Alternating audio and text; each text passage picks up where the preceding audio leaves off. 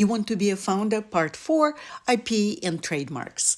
Legal disclaimer, I'm not a lawyer. I'm a founder who had to get this right early. My name is Gina Jordan. I'm a former CMO turned startup founder. If you are building software, you can protect it.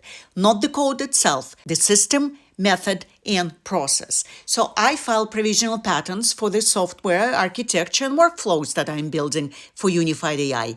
A provisional gives you 12 months to establish priority while you keep building. And you see that here matters. It lets you validate the product, refine the claims, and decide what's worth converting to a non-provisional. I wrote the first drafts myself. I have 24 patents. I worked with the lawyer with my previous company before. And then this time I used AI to pressure test them, reviewing the claims as a USPTO examiner and as a patent attorney would. It doesn't replace a real lawyer, don't get me wrong, but it dramatically improves your clarity, scope, and defensibility before you pay one. It gives you 12 months protection. And then on trademarks, I am pragmatic. If you own the domain and you're effectively operating, you're already in commerce.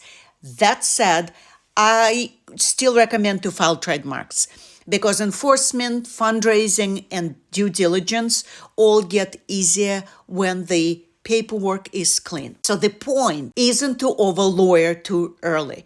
The point is to protect leverage while you are building. Founders don't win by ignoring IP. They win by understanding it well enough to use it strategically. And then you might ask me, oh, it might cost me thousands of dollars. Actually not. If you file as a first-time inventor, as a small entity with USPTO, you can do it online, it will cost you under $100. So what is stopping you from filing that patent and protecting yourself?